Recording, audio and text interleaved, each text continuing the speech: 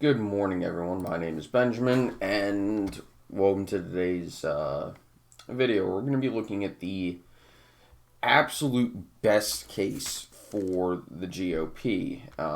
Next week, we'll do, and this is just for the Senate, and once all the House maps are actually out, we'll do a best case for both parties there, and probably do governor's elections as well. So, obviously, if we're talking a best case scenario, we should probably fill in states that, as of right now, are almost certain to not flip. The safest of the safe states. I'm going to include Iowa and Ohio in that category, both because they've been. Sorry about that. Wipe my nose.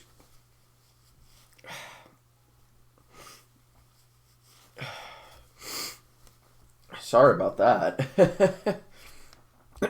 Both because they've been becoming increasingly more favorable to the GOP, but also Iowa has Chuck Grassley, who is, well, he dominates elections in Iowa. I think he won 60% of the vote or more, maybe 2/3 of the vote in 2016 when Donald Trump only won Iowa by 8%. And Ohio, just because the only really strong candidate for the Democrats is Tim Ryan, and it's going to be a year that will favor the GOP anyway. GOP is probably going to have a decent candidate anyway, and it's just becoming a more and more Republican state. So I think in a best case scenario for the GOP, we're not even talking about if Ohio is competitive. I'm actually going to argue the same thing about Florida because it's Marco Rubio, and he does extremely well across basically everyone in Florida who is independent or Republican leaning. Before I get any further, likes, comments, subscriptions, they always do help, and I greatly appreciate them. We're trying to reach at least 1,000 before the primary season, but we'll see if that happens. And I'd love to hit at least 1,500 by the end of the year. Those would be two pretty good. That'd be pretty solid, in my estimation. And moving on.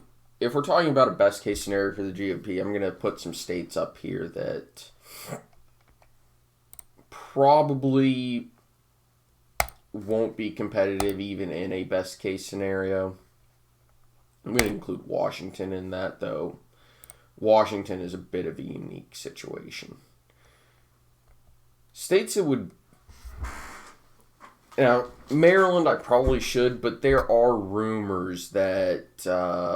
Larry Hogan might jump in, and some of the polling I've seen has actually shown him pretty competitive, and that's nonpartisan pollsters, by the way, that have shown him being somewhat competitive, which is really weird. Actually, by somewhat competitive, I think I saw some that showed him with a lead. Let me do a double check.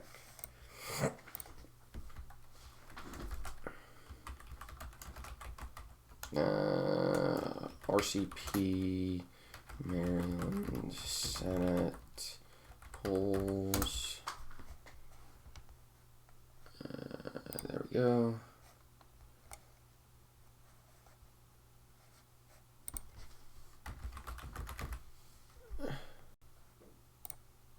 There we go.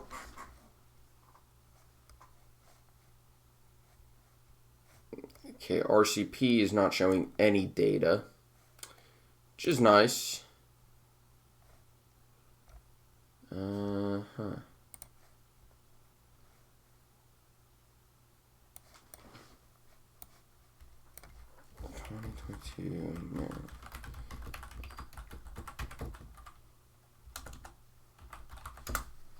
It's interesting.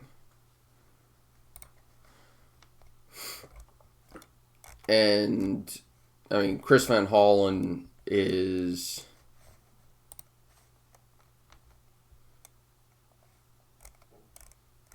a first-term senator. Okay, here we go. So from 2019, University of Maryland / Washington Post, and this was October 2019, so this is a long time ago, to be honest, had it as a 50-42 race favoring Hogan. Change Research, a Democratic pollster who polled the race in late September, early to October 1st in 2020, with 16% undecided, had it as a 34-50 race in favor of Van Hollen, which is actually kind of a shocking. And then WPA Intelligence, which is listed as a Republican pollster, from November 29th, December 1st of last year, so only a few months ago, with 14% undecided, had his 37-49 in favor of Hogan.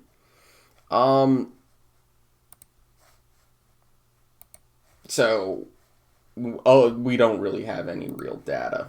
I thought I had seen some that were different, but let's just say if Hogan actually runs, I would drop it down to likely, because I could see Hogan being competitive, but partisanship just is too strong these days.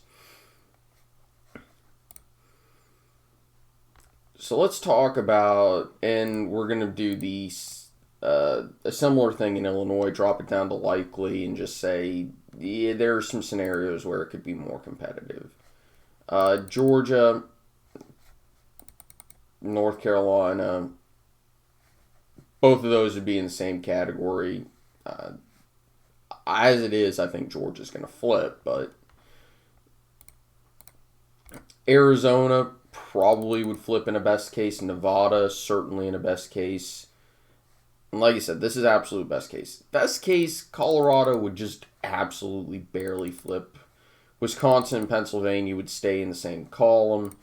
Oregon could get potentially competitive. Same thing with Connecticut. I think people think Connecticut's more partisan than it is, because it's a New England state next to New York.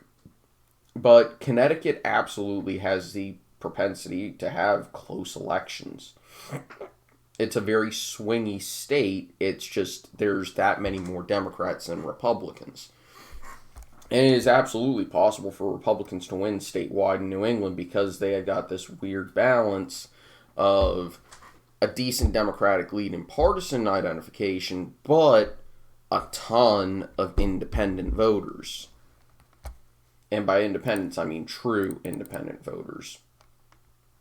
And New Hampshire could certainly flip as well. And that brings some very bad news for the Democrats. Because if the Republicans do get their best case scenario in the Senate, we have to remember what seats are up in 2024. Because you have a seat in Minnesota. If I remember correctly, that's Klobuchar, so it may not be as bad in 24 in Minnesota, because Klobuchar has a very strong brand in Minnesota. But then again, it would be tied with the presidential election, and a lot of people are thinking at the moment Republicans should have an advantage, and honestly, down ballot Republicans are going to overperform the presidential race, more than likely. So if Minnesota is close enough at the top of the ticket, even Klobuchar could lose. So that'd be one seat. Then you go to Michigan, where, sure, you are running against Debbie Stabenow rather than the other one. But again, it's a case the Republicans could absolutely flip that seat. So that's two. One that didn't get talked enough about in 2018 was Montana, where Tester only just barely won re-election in a Democratic wave year. He's not surviving that. That's three. West Virginia, as good a fit as Joe Manchin is for West Virginia, the state's just becoming that type of partisan state. And people are going to remember he may be the best Democrat in the Senate. At least West Virginia voters will say he may be the best Democrat in the Senate, but he's still a Democrat. That would more than likely flip. That's 4. And throw in, you've got competitive Senate seats that are going to be popping up all over the place. Kyrsten Sinema in Arizona. Nevada, I believe, will have Jackie Rosen in a competitive race there. Have competitive race maybe in Texas, possibly in Texas. Maybe in New Mexico. Maine, you'll have Angus King. You'll have... No, New Hampshire won't have a Senate seat. Pennsylvania will have one. Ohio will have Rob Portman and Sherrod Brown. Ohio will have Sherrod Brown. And Sherrod Brown is not going to survive the 2024 cycle. That'd be 5. Pennsylvania and Wisconsin are far more likely to flip than Minnesota and Wisconsin, or Minnesota and Michigan. But that's just 7 potential flips right there. So even if the Republicans don't get, say, Colorado this cycle or New Hampshire this cycle,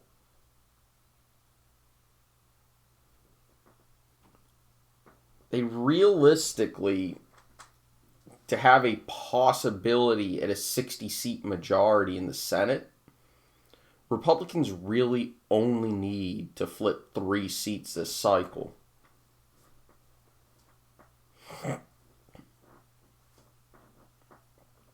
Any other flips are just icing on the cake.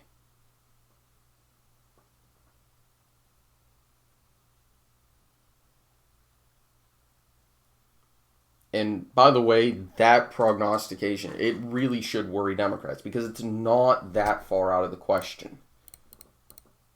Like I said, let's say they keep Colorado and New Hampshire, which is more realistic. Republicans would still have a chance at a filibuster-proof majority in 24.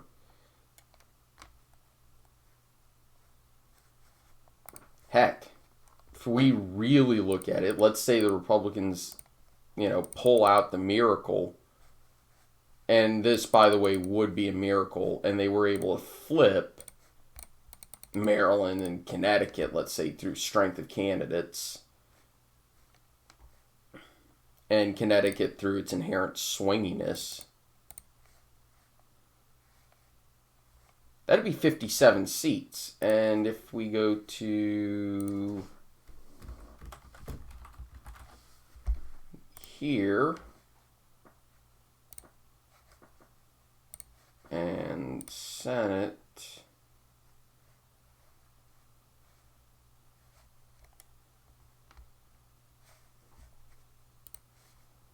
that's a bit generous for competitive seats, but okay.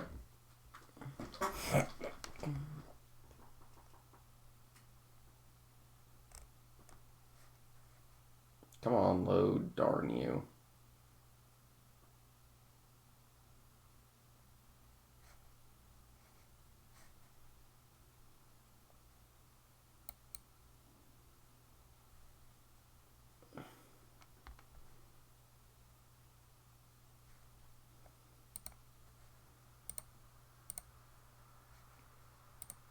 Well, I can't do that, so whatever.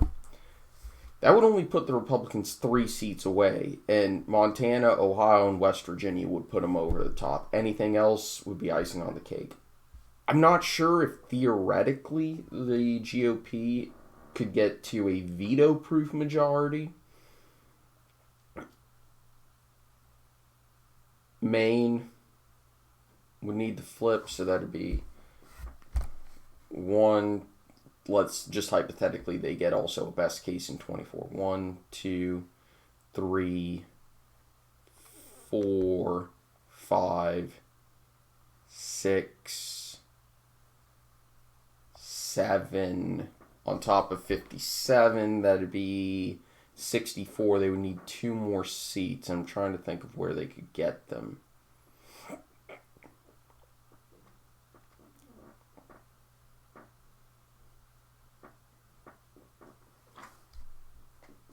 Eight, 9. Completely forgot about Nevada and Arizona having seats in 22. In 24. Wait. 64. 66. You need 1 more. And I'm struggling to think. Tim Kaine is too much. I don't think they'd take New Mexico.